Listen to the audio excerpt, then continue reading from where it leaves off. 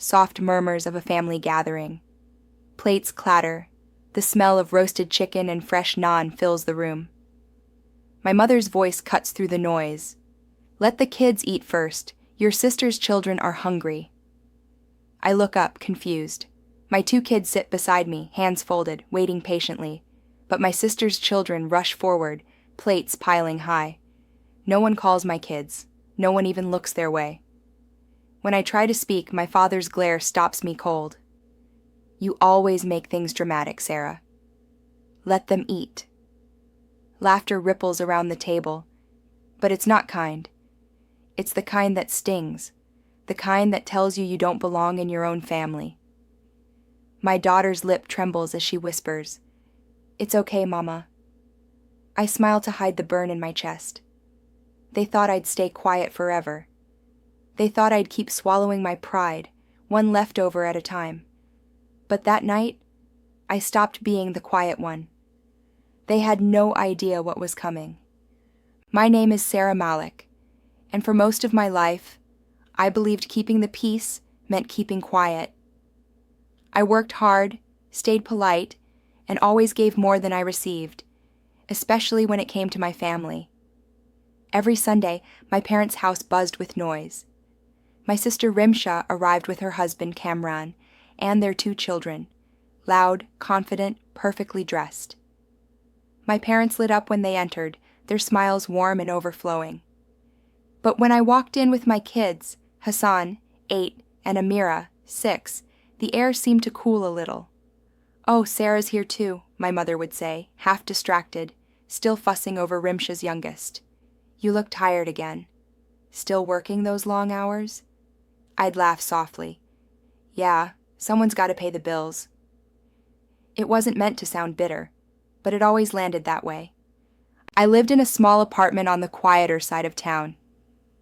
After my husband left 3 years ago, I'd built a life from scratch, juggling 2 jobs, balancing school pickups and night shifts. My parents helped occasionally, but never without reminders. "You know, Rimsha's lucky," my father once told me. "Kamran provides well. That's what a man should do." He didn't mean harm, or maybe he did, in the kind of way people hurt you and still call it love. Still, I kept showing up. Because family meant everything to me, even when it didn't mean the same thing to them. My parents' house was like a museum of Rimsha's success. Framed photos of her wedding, her husband's promotion, her children's awards, every wall screamed their pride. Mine? A single picture tucked in the corner of the hallway, half faded, from a picnic years ago. Once, I asked my mother about it. "Oh, I didn't have space, Beta," she said lightly. "You know how many photos Rimsha sent me?" I nodded. "Of course." But inside, I felt that space. Empty. Echoing. The pattern wasn't new.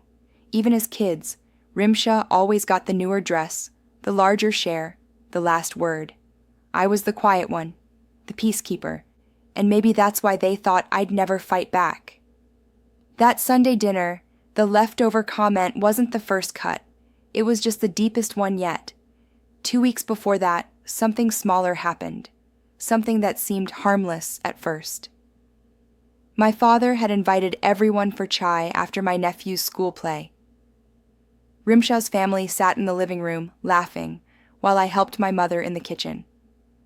When guests arrived, my mother handed Rimsha a tray of teacups. Then she looked at me and said, "Sarah, could you please take the empty plates from the living room after they're done?" It was small, but it hit hard. Rimsha served, I cleaned. The golden child glowed under the spotlight, and I stayed in the shadows. I told myself it didn't matter, that maybe service was love too. But that night, as I washed the dishes, I caught my reflection in the window, tired, lonely, invisible. And for the first time, I wondered if silence was kindness or just fear. A week later, my daughter Amira came home from my parents' place holding a small plastic toy. "Nani said I could have it," she said proudly. Then she paused. "But she said not to tell Rimsha's kids, because they might want it too. I froze. Even her kindness came with conditions. I smiled, brushed her hair gently, and said, "It's okay, sweetheart." Some things we keep quiet about. But my voice cracked. That was the first moment I realized. Quiet love isn't always real love. And when love becomes a hierarchy, someone always ends up at the bottom. Still, I kept showing up. Because that's what dutiful daughters do. Because I wanted my kids to know family, even if it came with bruised pride. But beneath the polite smiles and Sunday lunches, something inside me was shifting. Each slight, each silence, was adding weight to a growing storm. I just didn't know yet. The storm was almost here. And when it hit, it would change everything. After that dinner, something inside me started to unravel. I still smiled when I visited, still brought fruit for my parents, still let my kids hug their cousins first. But I started noticing things I used to ignore, like how Rimsha always interrupted when I spoke, how my father's face softened only when Cameron entered the room, how my mother never once asked about my night shifts, yet she remembered every detail of Rimsha's new curtains. The imbalance wasn't new. I'd just stopped pretending not to see it.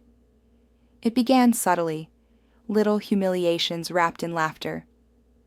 At Eid, when everyone gathered to exchange gifts, I handed my parents neatly wrapped boxes, scarves for my mother, cufflinks for my father. They smiled politely. Then Rimsha handed them a new tablet from all of us, even though it was Cameron's money, and suddenly the room glowed with praise. "You didn't have to, Beta," my father said proudly. "Such thoughtful children we have," my mother added, looking right past me. My son Hassan leaned close and whispered, "Mama, don't they like your gift?" I swallowed hard. "It's okay, love. Sometimes people forget to say thank you, but inside my hands trembled, not from anger, from exhaustion. The kind that builds when every act of love turns invisible. A few days later, Rimsha stopped by my apartment for tea. She looked around with her usual half-smile, the kind that measured rather than admired. "You should really move somewhere bigger," she said, picking at the chipped paint on my wall. "This neighborhood isn't great for the kids." I forced a smile. "It's what I can afford right now." "Well," she said, shrugging, "you've always been independent." Her tone made the word sound like a loan.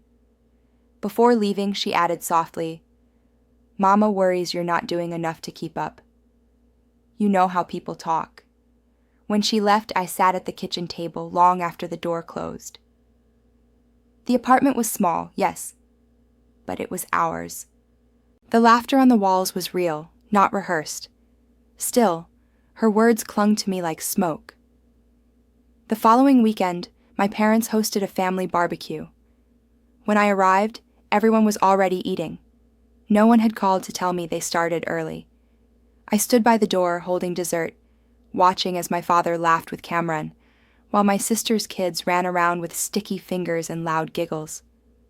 My mother noticed me finally. "Oh, good, Sarah, you're here. We saved you some food." Her voice was cheerful, too cheerful. She handed me a plate covered in foil. Inside were scraps, half a kebab, cold rice, wilted salad. My daughter Amira looked up at me, her eyes confused. "Mama, can we have some juice?" "We ran out," my mother said quickly. "Maybe next time." Something twisted inside me, not just anger, grief, because this wasn't a one-time thing. It was a pattern written in decades. And yet, I smiled again, because that's what I'd been trained to do. But that night, when I got home, I sat in my parked car long after the kids had gone inside. My hands gripped the steering wheel until they ached. I couldn't cry. I was too tired for that. Instead, I whispered to myself, "Why do I keep showing up for people who never show up for me?" The next morning, at work, I was quieter than usual. I worked as a receptionist at a small dental clinic. Patients came and went, the phone never stopped ringing, and the hum of the air conditioner filled the silence I carried inside.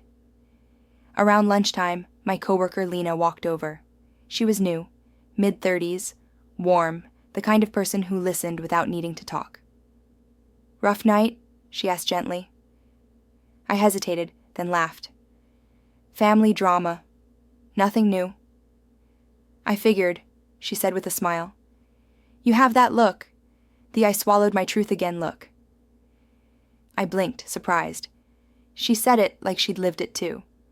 We ate together quietly, and for the first time in a long while, someone didn't interrupt my silence. She didn't try to fix me. She just sat there, letting me exist without apology. When she stood to leave, she said, "You know, sometimes being the quiet one doesn't mean you're weak. It means you're observant. And one day you'll use that." Her words lingered all day. That night, after I put the kids to bed, I wrote them in my notebook. The one I kept hidden in my drawer, filled with thoughts I never said aloud. Maybe I'm not weak. Maybe I'm just waiting for the right time to stop being silent. I didn't know it yet, but that conversation with Lena was the first crack in the wall I'd built around myself. That was the first time someone reminded me I wasn't alone. The tension had been building quietly, like a pressure cooker. Then one Sunday, it exploded. It started with a phone call from my mother. Her voice was sweet, too sweet, the kind that meant trouble. "Sarah, we're having a small family meeting this weekend," she said. "Rimsha has something important to discuss. Be here at 5. No details, no explanation, just a command wrapped in politeness." I should have said no, but old habits die hard, and obedience was one of mine. When I arrived, everyone was already seated in the living room, my father at the head of the sofa like a judge, my mother beside him, hands folded neatly, Rimsha and Kamran sitting together, looking smug. The air felt heavy, like a courtroom before the verdict. "Sarah," my father began, "we've been talking, and we're concerned about your situation. You're struggling financially, and it's not good for the children." I blinked. Struggling? My bills are paid. The kids are fine. "Still," Rimsha interrupted, "you can't deny it's hard. Cameron and I were thinking, maybe the children should stay with Mom and Dad for a few months. You could work more hours, save up some money." The room went silent. I felt my heartbeat echo in my ears. "You're suggesting I give up my kids?" No, my mother rushed in. "Just temporarily, it's for their stability." My father added, "You've always been so busy, Sarah. The children need proper attention, and family influence." "Family influence," I repeated slowly. "You mean your influence." Kamran cleared his throat. "We're just thinking of what's best for them." I stared at the 4 of them, people who called themselves family, as they sat there planning to separate me from my children like it was a business decision. Something inside me snapped, but I didn't yell. I didn't cry. I just smiled, the kind of calm smile that comes when pain turns into clarity. "You don't need to worry about my kids," I said quietly. "They already have everything they need. A mother who won't hand them over to people who see them as second class." My father's jaw tightened. "Watch your tone, young lady." "I am watching," I said softly. Maybe for the first time. I left before they could respond. My hands were trembling when I reached my car. But beneath the shaking, there was something new. Strength. That night, I pulled out a folder from my drawer, filled with papers I'd kept for years. Receipts, tuition slips, copies of the apartment lease, every proof of how I'd survived alone. I hadn't realized it then, but all my quiet years had been building an invisible case. A story only I could tell. A story of evidence. Of endurance. A few days later, I went to visit Lena during her lunch break. I told her everything. the meeting, the threats, the fake concern. She listened quietly, then said, "They're testing you, Sarah. They're seeing how far you'll bend before you break." "I can't break," I said. "Not now." "Good," she said, leaning closer. "Then start documenting. Every message, every insult, every manipulation. If they want to play control, you play strategy." Her words felt like light slicing through fog. That night, I began writing everything down. Dates, conversations, screenshots, even the way my daughter said, "Nani told us to stay with her soon." Every detail mattered now, but the family wasn't done. 2 weeks later, my father called again, this time angrier. "Sarah, you embarrassed us by walking out. We're trying to help, and you're making us look like villains." I took a breath. "I didn't make you look like anything, Dad." "You did that yourselves." He paused. Then his tone shifted, colder. "If you keep defying us, don't expect any financial support. No more help for the children's fees." I laughed softly. "You haven't paid a fee since 2019. There was silence on the line.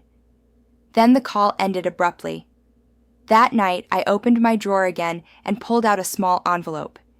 Inside was a bank certificate, proof of the savings account I'd been quietly building for 3 years. Every overtime shift, every freelance project, every sleepless night had gone into that account. I'd told no one, not even my kids. Now, I smiled at the document like it was a secret weapon. "They think I'm powerless," I whispered to myself. "They think I'm still the daughter who needs permission." I placed the certificate inside my folder of evidence. "They thought they still had control," I said out loud. They didn't. It didn't take long for the rumors to start. In families like mine, gossip spreads faster than truth. It began with small whispers, neighbors mentioning things my parents had told them. Then came calls from distant relatives asking strange questions. "Beta, I heard you're not managing the children well?" "Someone said you've been missing work a lot lately. Everything okay?" Every word dripped with pity, disguised as concern, and I knew exactly where it was coming from. Rimsha and my parents had begun their quiet campaign, painting me as unstable, ungrateful, even reckless. And because they had the money, the house, and the respectability, people believed them. At first I tried to ignore it. But then, one afternoon at work, Lena handed me her phone with a worried look. "You should see this," she said. It was a Facebook post, a long, carefully written status from Rimsha's account. A general reflection, she called it, about how some people play the victim to gain sympathy instead of fixing their mistakes. There were no names, but the comments were full of hints. "You're such a good sister, always trying to help." "Some people don't deserve your kindness." "Family can be so ungrateful sometimes." My heart sank. It wasn't just words. It was a narrative, and I was the villain in it. That night, I deleted my own social media. Not out of shame, but strategy. If they wanted silence, I'd give it to them. But mine wouldn't be weakness. It would be preparation. I began to record everything. Messages, screenshots, even voice notes my mother sent me about being more respectful or not challenging family authority. I documented every attempt to guilt-trip me, every manipulation disguised as advice. Then I started collecting witnesses, quietly, carefully. My landlord, who'd seen me pay rent on time for years. My manager, who'd written me glowing performance reviews. The kids' school principal, who'd once told me how bright and well-behaved they were. Each piece of truth became a brick in the fortress I was building. Meanwhile, my parents' behavior grew bolder. When I dropped the kids off for a short visit one Friday, my mother said casually, "You can leave them overnight. They'll be happier here." I smiled tightly. "Thanks, but we have plans." Her tone sharpened. "You never used to be this stubborn, Sarah." "You never used to be this cruel," I replied. Her face froze. I turned and walked out before she could speak again. That night she called 6 times. I didn't pick up. The next day, Cameron showed up at my apartment, unannounced. He stood in the doorway in his expensive watch and calm arrogance. "Sarah, this is getting ridiculous. You're making things harder than they need to be." I crossed my arms. For who? For everyone. "Your parents are worried. Rimsha's heartbroken. You're causing unnecessary tension." "Tension?" I said quietly. "You people tried to take my kids. You spread lies about me. You don't get to call that tension. You call that abuse." His jaw clenched. "You're overreacting." I smiled. That's exactly what abusers say. He left without another word. After that day, something shifted in me. Fear turned into fire. I no longer felt small. I felt awake. I started working extra shifts, putting more into my savings. I hired a lawyer friend Lena recommended, not to start a war, but to have clarity. She reviewed my folder, page by page, and said, "You've been building a case without realizing it. Keep this safe. You're stronger than you think." For the first time, I believed her. Then, one night, the breaking point arrived. I came home from work to find my mother sitting on the stairwell outside my apartment. Her eyes were red, her voice soft, almost trembling. "Sarah, please," she said. "You're tearing this family apart. Rimshaw is in tears every night. Can't you just apologize?" I stopped cold. Apologize? For what? For disrespecting your elders, for talking back, for making everyone think we're bad parents. I stared at her, the woman who'd once held my hand when I was sick, who'd braided my hair for school, who now stood here defending cruelty with tears. "You're not bad parents because people think you are," I said quietly. "You're bad parents because you made your own child feel unwanted." She flinched like I'd slapped her. Then she whispered, "You'll regret this one day." I looked her in the eyes. I already did. For 30 years. Then I turned, walked inside, and locked the door. That night, I placed my folder on the table, beside a small piggy bank Hassan had made from cardboard. On it, he'd written in crooked letters, "Family Fund." He'd been saving coins from his allowance, for our future house. I smiled, tracing my fingers over the words. That little box had become my symbol. Proof that even small efforts, done quietly and consistently, could build something powerful.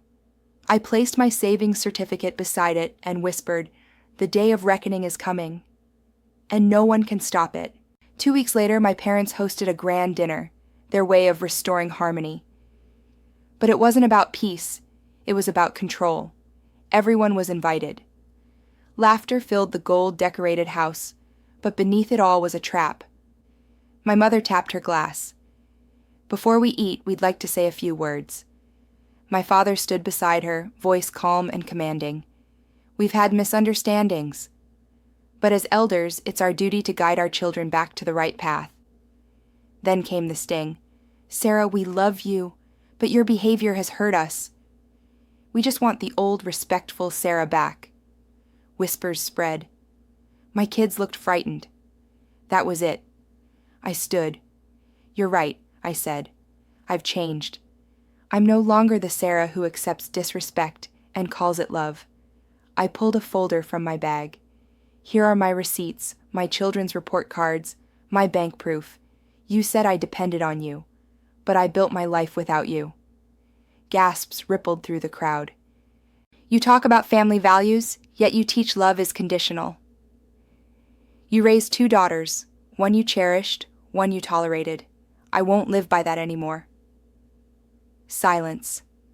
My father's face fell. My mother's hands trembled. "I don't want apologies," I said softly.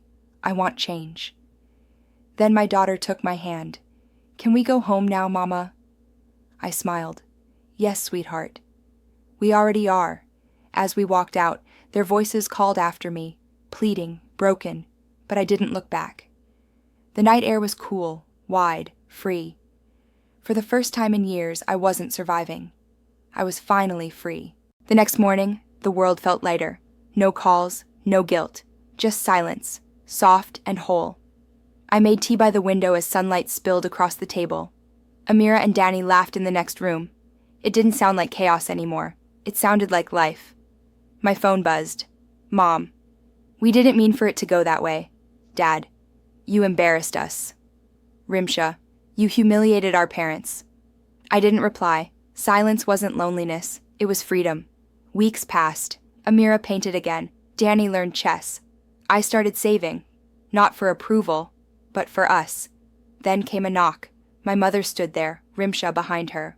We just wanted to keep the family together, she said. By breaking one daughter to keep the other comfortable? Her eyes softened. You've changed. I had to. The old me wouldn't have survived. Before leaving, she whispered, Can we start over? You're welcome to visit, I said, but I won't shrink anymore. That night, Amira asked, Mama, do we still have a family? Yes, I smiled. We made a new one, the kind that doesn't hurt. Have you ever been the one they overlooked, giving everything, yet always left with the leftovers? If so, you know how it feels to beg for love that should have been free. But maybe it's time to stop begging and start choosing peace. Because worth isn't given, it's claimed. The moment you decide you've had enough, you're free. So tell me, have you ever walked away to protect your peace? Share your story below. Love shouldn't hurt, and silence can be freedom.